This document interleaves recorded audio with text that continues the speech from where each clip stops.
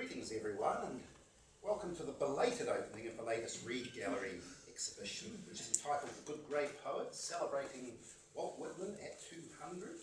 I'm honoured to be MC for the exhibition opening tonight, which doubles as a celebration of Walt's 200th, which occurs not tomorrow, which is, curiously enough, Victoria's 200th, but on the following Friday, which is the 31st of May. So a few brief acknowledgements. Thank you to Kath and Jasmine from the Bindery for their work. Thanks to Casey for the graphic design, Malcolm for assistance with the online exhibition, and Cheryl for the usual proofreading. And now to introduce our speaker today, Associate Professor Tom McLean. Tom is a senior lecturer in English literature at the University of Otago, where he teaches 19th century British and American literature. Tom's many teaching and scholarly interests include Romanticism, 19th century literature and culture, the historical novel, and literature and nationalism. That's enough from me, and now to tell us all about Walt Whitman, over to Tom.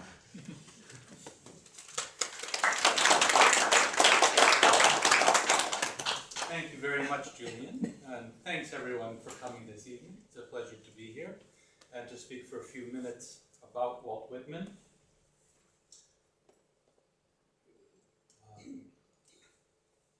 This is, as Julian said, the 200th anniversary of Whitman's birth. He was born on May 31st, 1819. And as Julian has already suggested, it's fascinating just to think about some of the other figures who were born that same year. John Ruskin, the great art historian. I think I've got this right. Both Prince Albert and Victoria, and Queen Victoria. Herman Melville, author of Moby Dick. George Eliot, Middlemarch. So it was a pretty tremendous year, especially on the literary side of things in the English language. 1819 itself, as a person who studies the Romantic poetry in the Romantic era, 1819 itself is quite a remarkable year. It's a time when writers like John Keats, Percy Shelley, and Lord Byron are writing some of their greatest works. It is, of course, a very difficult time in the United Kingdom. Napoleon has been taken care of, but there is a lot of unrest. It is the year of the Peterloo Massacre in Manchester. And in the US, it's also a period of unrest. It's the Panic of 1819. So there were financial concerns as well as social concerns at the time. Whitman was born in Long Island, New York. He spent his youth there and in Brooklyn. The United States of America, of Whitman's birth, was still a very young country. Its literature was also in its infancy. Washington Irving's early stories, including Rip Van Winkle, appeared in the year of Whitman's birth. James Fenimore Cooper's historical novels, most famously The Last of the Mohicans, would appear in the 1820s. So Whitman is born just around the same time, you could almost argue, that American literature is having its birth. As a young man, Whitman took on a variety of positions, working positions. He worked as a teacher, and he worked as a printer. He would go on to become a newspaper editor in New York. In 1842, he published a novel, a work called Franklin Evans, or The Inebriate, A Tale of the Times. In later days, he did his best to ignore this early publication, and as I'll get to, a number of other works that have only come to light really in the last few years, that were written by Whitman, but that he chose not to talk about too much. Whitman is a towering figure of American literature, and in some ways all Anglophone literature, though, because of the work that appeared in 1855, Leaves of Grass. I should have asked Julian about this before I got up here. I was trying to find out exactly how many editions of Leaves of Grass appeared in Whitman's lifetime. Can you answer that question, Julian? That depends on how you define an edition. It depends. Yes, yes. It's certainly 8 or 9, and if you're loose in your definitions, it would certainly venture into double figures, but conventional wisdom would put it at the 8 or 9, All right. depending on which bibliography you're following. Yeah, my sense is that I had, depending on the bibliography, depending on what you count as a new edition, there could be 6, 7, 8, 9 editions in Whitman's lifetime. So this is a kind of an extraordinary work where he publishes it, apparently does the typesetting himself, that first edition in 1855. His name does not appear on that first edition, but his image does. His name, I think, appears in the poem or in the book, but not on that front page. And in the second and subsequent editions, I believe his name does appear. Leaves of Grass, the title has always been something that was often, for a long time, was a bit of a mystery to me. Should it be Blades of Grass or Leaves of a book, say? And I think one of the usual ways of reading it is that is those sort of the metaphor of the leaves as pages of a book, and grass was a kind of had the meaning of a minor work. So this is a book of just tidbits, odds and ends. The title is suggesting that it's not a very remarkable object. In one of his poems, and unfortunately I will have to now go to some 21st century technology because I forgot to bring the poem in. In Song of Myself, or parts of Song of Myself, Whitman addresses the idea of grass. A child said, "What is the grass?" fetching it to me with full hands. How could I answer the child? I do not know what it is any more than he. I guess it must be the flag of my disposition, out of hopeful green stuff woven. Or I guess it is the handkerchief of the Lord, a scented gift and remembrancer, designedly dropped, bearing the owner's name some way in the corners, that we may see and remark and say, whose? Or I guess the grass is itself a child, the produced babe of the vegetation. And he goes on and on, because it is Whitman.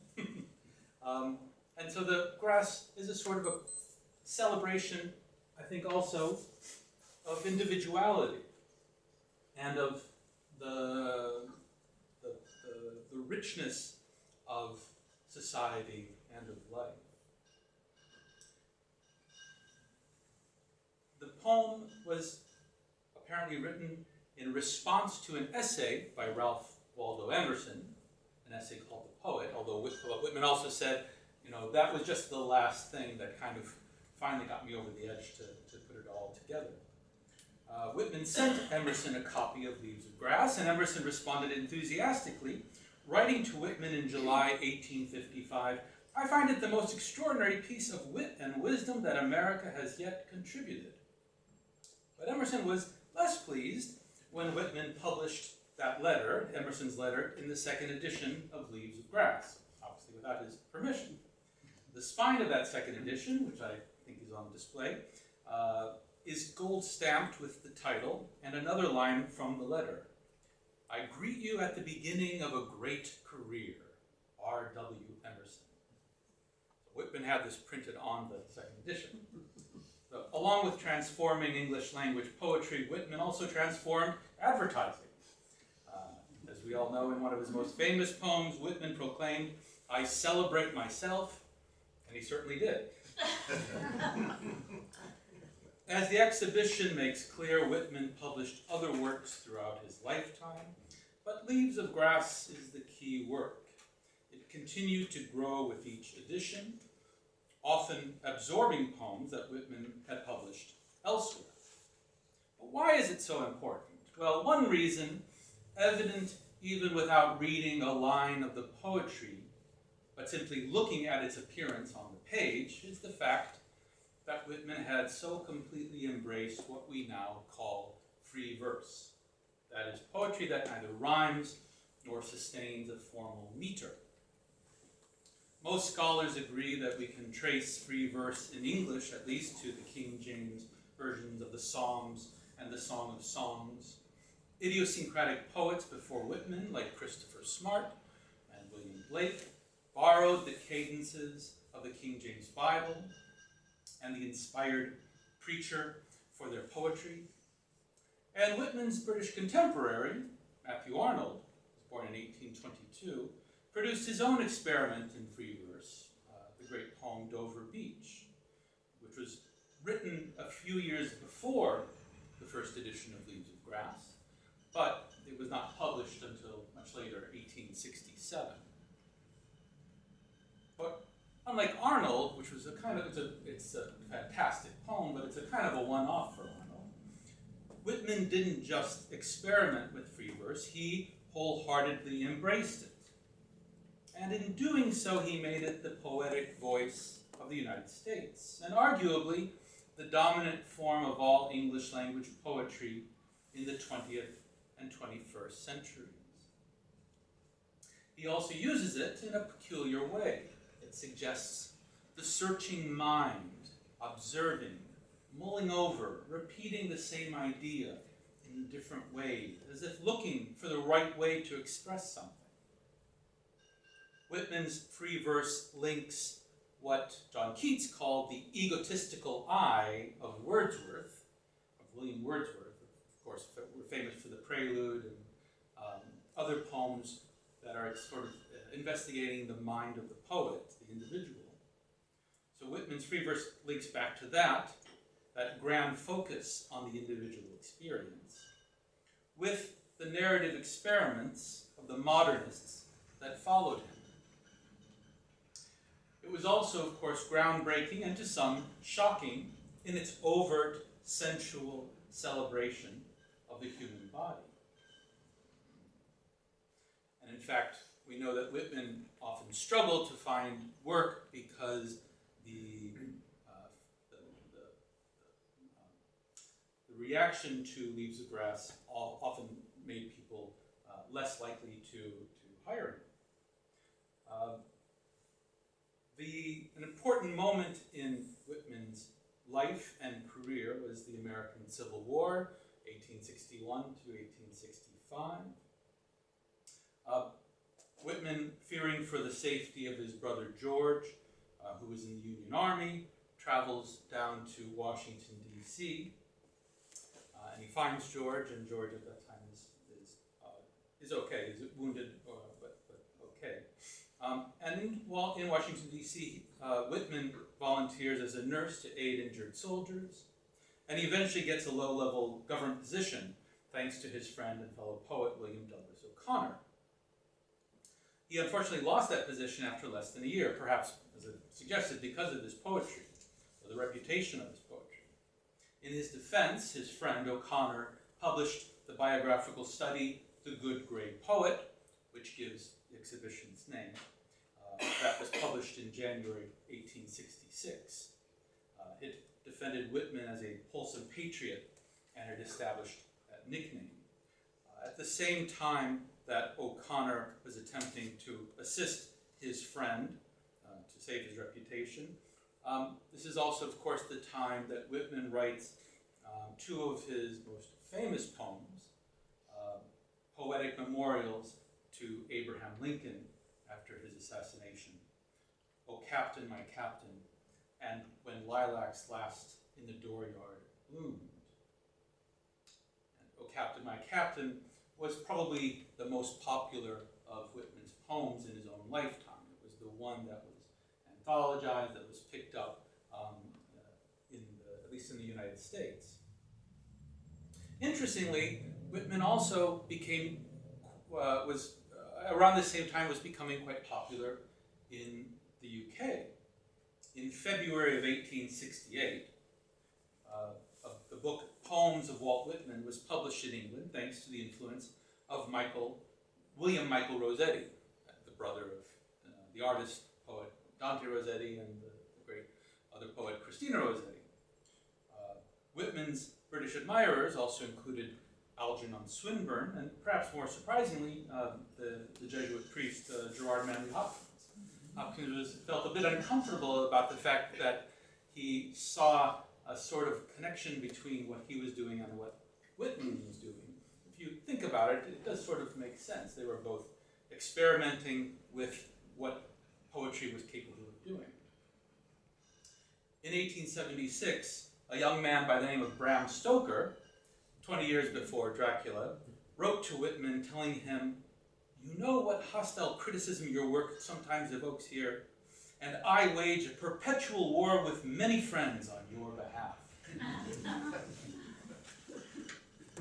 When Oscar Wilde toured America in 1881 and 1882, he regularly named Whitman as the American poet he most admired, claiming that his mother had read Whitman's poems aloud to him when he was a child. In January 1882, he went to see Whitman, who was then living in Camden, New Jersey. "I have the kiss of Walt Whitman still on my lips," he wrote to a friend. Wilde wrote to Whitman, "Before I leave America, I must see you again. There is no one in this wide, great world of America whom I love and honor so much." A little later, in 1917, near the end of the First World War, Virginia Woolf wrote, "If anyone is skeptical as to the future of American art, let him read Walt Whitman's preface to the first edition of Leaves of Grass. As a piece of writing, it rivals anything we have done for 100 years.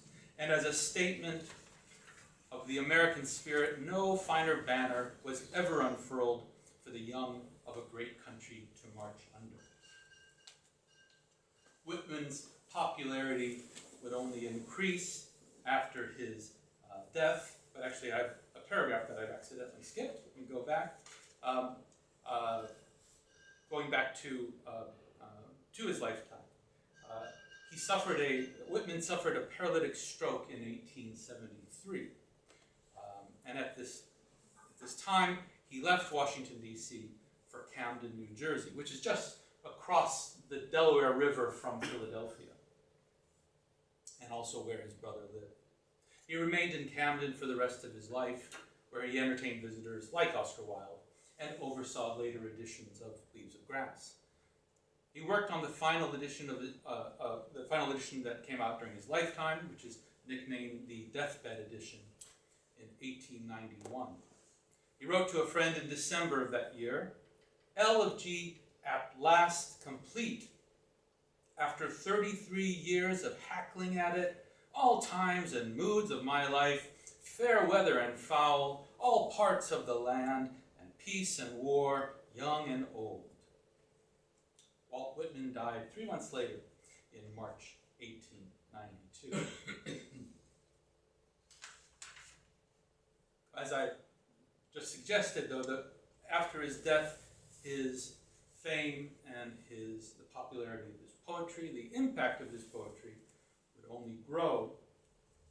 And there are so many poets that I think owe some kind of a debt to Walt Whitman. What immediately comes to mind from an American point of view is someone like the great African-American poet Langston Hughes, who I think drew inspiration from what Walt Whitman had done and brought into it his own sort of experience with sort of religious belief and speaking as sort of the speech of the church. Of course, the beat poets, Allen Ginsberg, not least, and closer to here, someone like Sam Hunt, I imagine, would owe a debt to Whitman's style of poetry. Across the Pacific, Whitman caught the imagination of at least 2 serious collectors, W.H. Trimble, who in 1910 was appointed the first Hockin librarian, and his wife, Annie. Much of their collection was donated to the Dunedin Public Library by their daughter, Dorothy Stewart, after Trimble's death in 1927. Today, the Walt Whitman collection comprises almost 700 volumes, including numerous editions of Whitman's classic work, beginning with the 1856 second edition. A facsimile of the first edition is also on display. And as I suggested though at the start, our understanding and knowledge of Whitman continues to grow and to change. Whitman has been well served by digital media. The Walt Whitman Archive, which I believe is based at the University of Nebraska, is one of the great digital databases in literary studies. And new discoveries continue, as I mentioned at the start. Very recently, a short novel called The Life and Adventures of Jack Ingle, published as a newspaper serial in 1852, was discovered by a diligent graduate student, and has now been kind of proven to be the work of Walt Whitman. So even in our own day, new discoveries continue to be made. So it's really a joy and a pleasure to see this exhibition and to see the works on display. I congratulate Julian and the staff here in the Heritage Collections. As an American and a New Zealander, it's a great pleasure to see this collection being celebrated, being seen, and I hope you all join me in congratulating Julian on this good work. Thank you very much.